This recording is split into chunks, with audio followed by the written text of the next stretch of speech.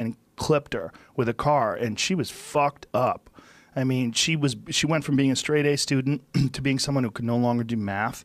She detailed it like really emotionally and very honestly and vulnerably. She was very vulnerable in discussing it on my podcast. It was really scary. She's got such a big heart too. It really is very, very obvious whenever she talks, and she's on Twitter, and she's super funny.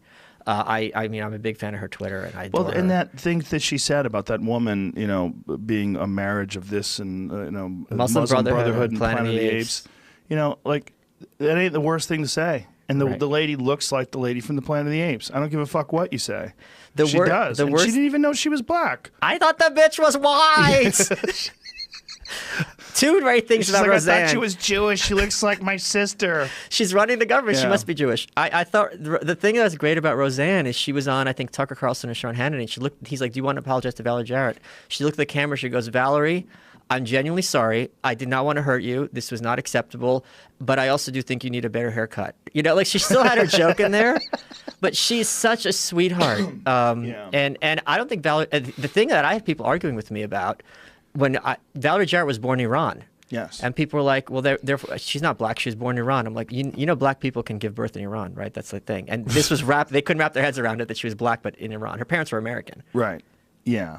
Yeah, the whole thing was a mess, but it's also one of those things that's fiercely tribal, just like you said before. And then our tribe, the tribe of the left or the tribe of the right, our tribe has decided your tribe is unacceptable, and what you've done is just beyond the possibility of any sort of apology. You need to be removed, even at a significant financial loss. And apparently the people that were responsible for getting her fired, one of them has already been removed. Oh. Yeah, and now they're realizing this was a horrendous decision. They went from having the #1 show on television to having this bastard version of that show. The Hogan family. It's fucking terrible, man, and nobody wants it. And so if they just decided to bring her back, and she apologized, and everyone soothed it over, and look, there could be money donated to charitable causes. It could be a teachable moment or a learning moment for everybody, for the whole country. A moment also of of bonding, where we just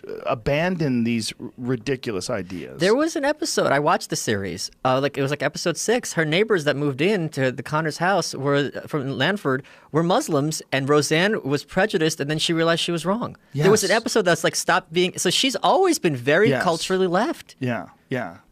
She is in some ways, and she's right in some. She leans right in some ways. She's very pro-Israel. Yes, she's like super so much so that she's even talked about moving to Israel. Yeah, and because I mean, I think she feels. I can't speak for her, so. Yeah. Well, the whole. But what do you got here, Jamie? Because their ratings are actually pretty good. It's the #2 show overall on ABC, and it's their top-rated comedy. It's down from where it was, obviously, but it's still getting 10 million. Spin, though. What are you getting this from? You're getting this from vulture.com, which is a very left-leaning show. And it's probably... We'll go to the title of this. Go to the title of this. All TV shows right now. Yeah. Ugh, Murphy Brown, good Lord. Yeah, what's that about? It's a mummy that comes back to life. Yeah, but the ratings are significantly lower, more than 50% lower than they were with the other show. True, but it was also an extreme hit. Right, but it's the same show, Jamie.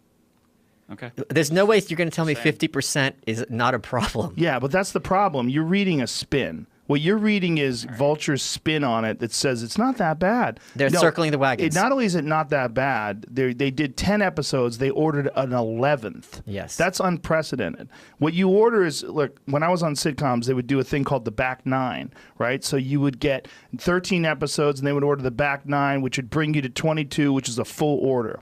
They're not doing a full order. This show's dead. Right. So it ain't good. And the other thing is, you keep in mind, this show is extremely expensive. Yes. Because you got to pay Laurie Metcalf, who's probably the best comedic actress out there. More than $300,000. John Goodman gets more than $300,000. And Sarah Gilbert. And Sarah Gilbert gets more than $300,000. And then you got the others too, and the so rest. You have $1 million right away just with 3 members of the cast. Then you have production fees, all these other different fees. There must be 1 billion EPs in that show. It's crazy money. It's crazy money. And it could be the biggest show on television. If she was still on it and the apology was accepted, you're not going to lose viewers. They could have easily done an episode where where the character did that, 100%. and the character gets clowned as an asshole. Yes, 100%. They could have done it where they're interviewing her outside of the polls, and she says that right on TV. Yeah, like Land for Television. Yeah, she says it on television, and then she gets labeled as a racist, and then a bunch of people say, "Well, she really does look like that lady."